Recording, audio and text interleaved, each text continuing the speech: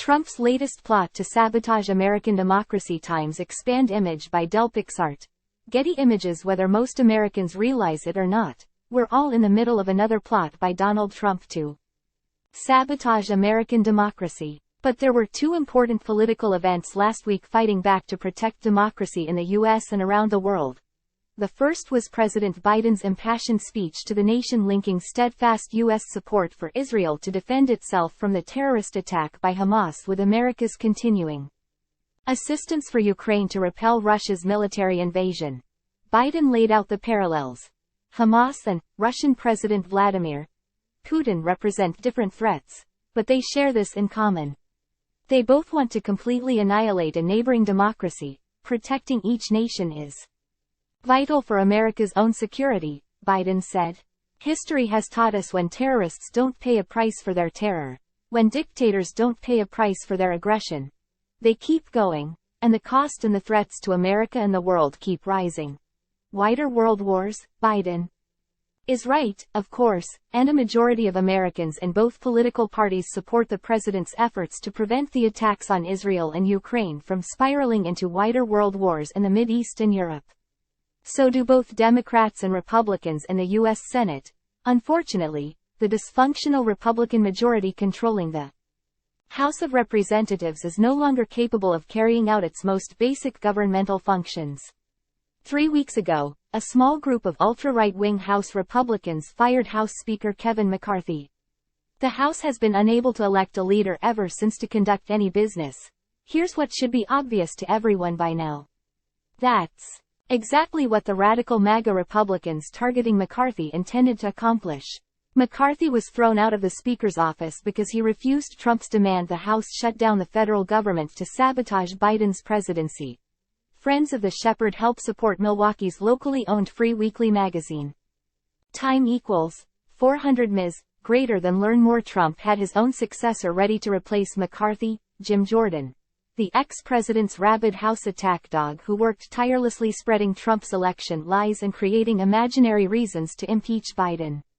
Jordan stayed in phone contact with Trump throughout the violent insurrection, updating the vote in the House to throw out Biden's electoral votes.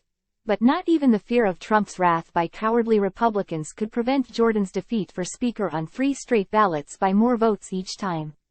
It also was the first positive sign elected Republicans are sick of being threatened not just with political opposition but real violence for failing to pay sufficient tribute to Trump.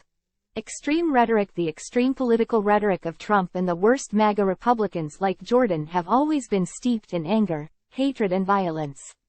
It's grown even worse ever since the Republican Party gave a pass to Trump for sending his violent mob of political supporters to chase both Republicans and Democrats through the halls of the Capitol, running for their lives to try to stop elected officials from certifying Biden's election.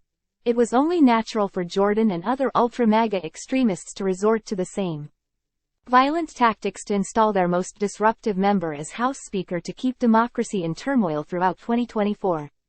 Trump has convinced Republicans that voters will blame Biden for all the chaos in government they're causing. If that doesn't work, maybe the next violent Republican insurrection will succeed. There's another far more positive scenario for democracy, of course.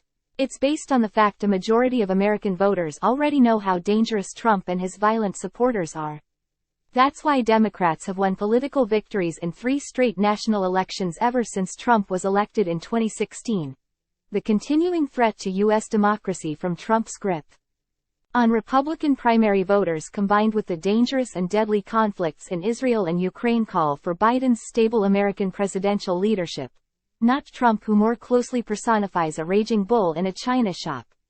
The longer the unmanageable Republican chaos in the House continues, and at this moment there's no end in sight, the longer it puts in jeopardy the elections of 18 House Republicans and congressional districts that voted for Biden in 2020.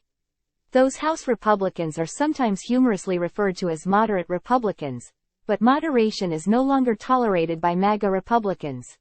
That's why most of the so-called moderate House Republicans voted for Jordan, one the most vicious, die-hard enemies of politically compromising with Biden and Democrats in congressional history.